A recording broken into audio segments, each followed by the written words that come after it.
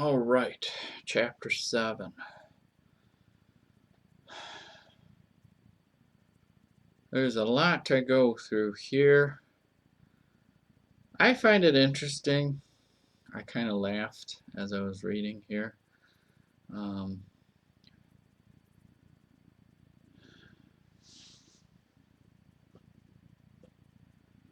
uh,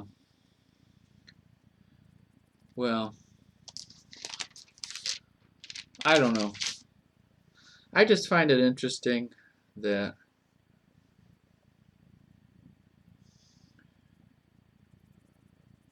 I wonder about age and the age of accountability and um, just in 23 there, when he was full 40 years old, it came into his heart to visit his brethren, the children of Israel. And then he's 40 years in Midian, and then he's 40 years wandering around in the wilderness, right? I think he ends up living, I think he's 120 when he dies, and it says he's just as tough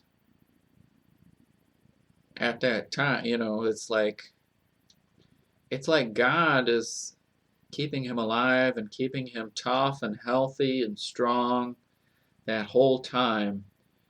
And it's just when God says, you're done, you're going to go die on that mountain over there, you'll get to see the land, but you're not going into the land. And then he dies. It's just amazing to me. I don't know. There's a lot here. It's pretty much a brief summary of a lot of the major events in the Old Testament, right? I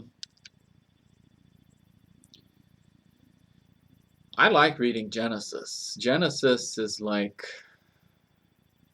I don't know, there's lots of little subtle hints in Genesis that brings that back to you, making you think that Jesus Christ is on every page.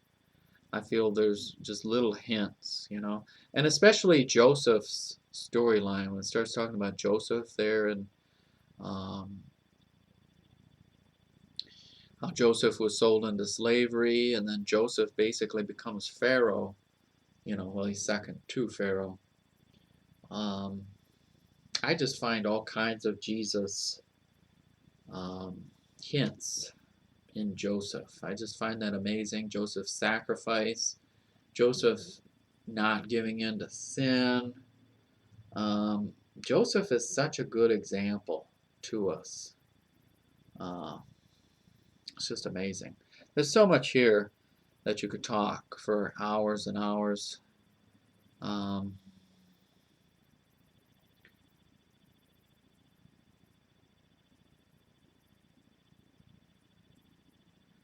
And, by today's standards, being 40 years old, people tell you, like, well, your life's set now, and there's no way you're going to change at 40 years. And what the Bible is indicating here, in my opinion, is that 40 years is just like, you were a baby up to 40 years, and now things are just going to get interesting. And basically, Moses is a failure. I mean, that's how you should kind of think about this. I mean, he was the guy, and he was educated and talented, mighty in words and in deeds. He was awesome. Moses was awesome. But he wasn't ready for the task, So then he goes 40 years into exile in this dump in Midian. And imagine what goes through his mind, He commits a murder, And he was in the palace. He had money and women and whatever he wanted, And he gives it all up. And now he's a shepherd in the desert in Midian, thinking that his whole life is a failure. All that education, what a waste. You know how many people tell me that about me, See, I identify with all of this. And I'm not even 40 yet. I wonder when I get to 40 if that's when he's going to start using me. Maybe I'm not even ready yet. Maybe I'll have to wander around in the desert for 40 years before he'll use me when I'm 80. But I mean, the culture and the culture today versus back then, like in our culture right now, like there's people my age. I'm 37, right? Yeah, 37. And there's people my age having heart attacks. It's just incredible how unhealthy they've made us. But I don't know. I'm just kind of wandering around here like Moses and um, talking about different sections here. Just incredible. But the point of this chapter is Stephen. Stephen is talking about Genesis, Exodus, Leviticus, Numbers, Deuteronomy, and then he's talking about David and Solomon toward the end there. Mostly he's talking about the first 5 books of the Bible. That's mostly what he's talking about here. I mean, he does get into David and Solomon a little bit, briefly. But what is Stephen's point with what he's doing here? He's trying to reach out again to the Jewish people and offering them salvation through Jesus Christ, and he's trying to logically break it down for them and show them that it was all pointing to the Lord Jesus Christ. And they don't want to hear it. They end up stoning him at the end of chapter 7 here. But what an example he sets for all of us, though. Usually us, we like to fight back. We like to react to people's stupidity. But Stephen just lays down his life and gives it up. And he sets the example, really, for how we should be thinking about things. I get so angry sometimes when I should be just thanking God every 2 seconds and being grateful for every moment. Stephen really sets the example of how we should be laying down our life for people to get them to realize how important Jesus Christ is. That's all important. That's everything. People are going to hell. People are dying. I was joking about that with the 40-year-old thing. People my age having heart attacks and dying without knowing the Lord Jesus Christ. That's a failure on my part.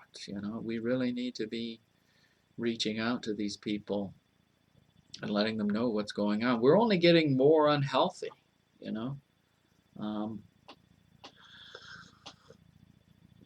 They're doing surface level stuff right now. I just read in the news that Coke and Pepsi, they're going to change their ingredients. Oh boy. They're going to make us healthy again. Why would you drink any of that stuff? I don't drink any of that stuff. Well, I do drink Gatorade. Guilty, but that has some artificial sweeteners in there, so that probably is affecting me. But I don't drink the Drano Coke, though. Don't buy those 20. I don't do that. Anyway, they're making it healthier for us, but I think the damage is already done. Like I said, there's people my age dying of heart attacks. What sense does that make? And then we read this about Moses living to 120. I think that's God intervening, basically. Um, how would you live to 120 the way the world is and not completely losing your mind? And there's a lot of parts where Moses seems like he's completely losing his mind as far as them complaining, like in verse 39. To whom our fathers would not obey, but thrust him from them, and in their hearts turned back again into Egypt. That was so constant, was them complaining, their hearts always wanting to go back to Egypt. That's typical of human complaining and mentality today, and the cultural demands and the societal social norms pushing people back into Egypt, back into the comfort of their idols and their routines and their culture and what is best for them versus what does God want us to do, How does God want us to think?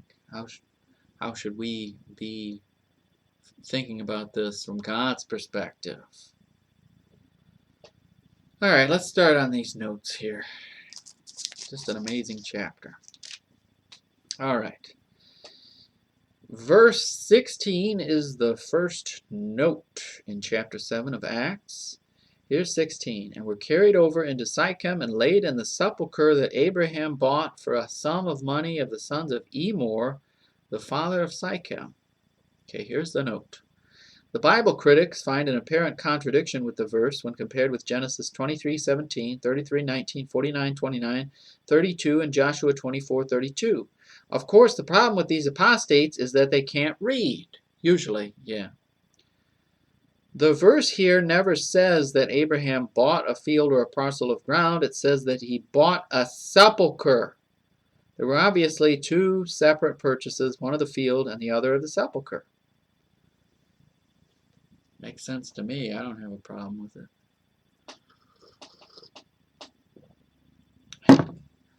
So, if the story of Abraham is true, then why can't they find the grave of Abraham? They all sound like that, They sound like cartoon characters when they bring up their arguments and stuff. I mean, you can just tell right away. I'm sorry. I know I'm an expert at mocking people. But really, you can just hear it, just like that. You can know right away. God, this guy is a jerk. Somebody comes up with an argument like that, like, well, obviously the way that I can disprove the Bible is there's no grave of Abraham. So, checkmate, I've proven that the Bible is not correct. Whatever. Okay. Next note is on verse 20. In which time, oh yeah, I wanted to mention 19 there before we'll do the note on 20 there. We'll break this up into another video here, but 19 though. The same dealt subtly with our kindred and evil entreated our fathers so that they cast out their young children to the end they might not live. I feel like 19 is like, I mean, it's obviously talking about how Pharaoh decides to kill all the firstborn because they hear about this prophecy about a deliverer. So he reacts by, I'll just kill all the firstborn males. And Moses gets thrown down the river. And guess what? He gets picked up by Pharaoh's daughter and gets raised in Pharaoh's household amidst this genocide that happens. I just, I don't know. To the end they might not live. I'm just wondering.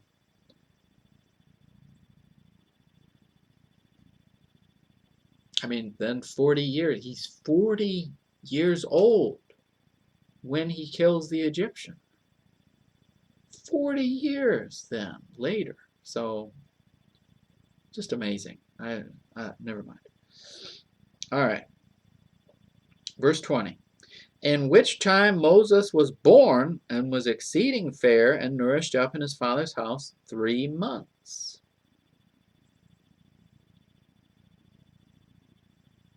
Okay, here's the note on verse 20. The time of Moses' birth explains the authority for much of the revelation and history he recorded. Moses was only 5 sources removed from Adam. Adam was a contemporary of Enoch. Enoch was a contemporary of Shem. Shem was a contemporary of Isaac. Isaac was a contemporary of Joseph. Joseph was a contemporary of Manasseh. And Manasseh was a contemporary of Moses.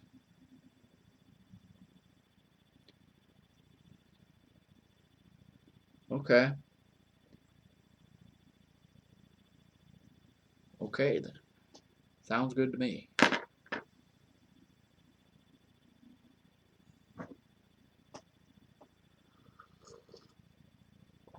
think we'll stop here. And we'll finish the notes in the next video. Thank you. Goodbye.